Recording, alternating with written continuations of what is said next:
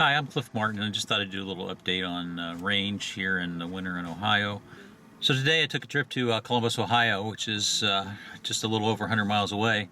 103 miles there, 103 miles back, and I wanted to see how the range was with the original Michelin tires on my 2020 Chevy Bolt, because I'm getting ready to get some all-weather tires, and I wanted to see how they do in comparison to the original Michelin's range-wise.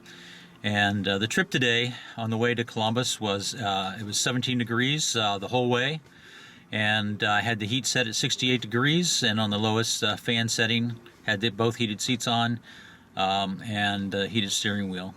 On the way back, it started at 20 degrees, and it was about 30 degrees by the time we got back. On the way there, I set the cruise control at 61 miles per hour. Most of the way was a 65 mile per hour zone, and I set it a little lower because I wanted to make sure I had enough range to get there and back. On the way back, I upped the speed to 65 miles per hour because I had enough range left that I felt confident that I could get back without any trouble. I averaged 3.4 miles per kilowatt hour on the way there, and 3.4 miles per kilowatt hour on the way back. Now the amount of charge I had left, according to this, 17 miles minimum and 24 miles maximum. If we look over here, though, we can see that the battery's at 8.6% state of charge, and the battery capacity is estimated at 58.4 kilowatt hours total.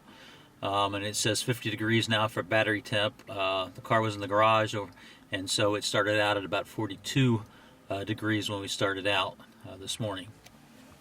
So I'm just thought I'd put that out there for those of you who are wondering, how far can you go with the Chevy Bolt, just to give you a better idea of that.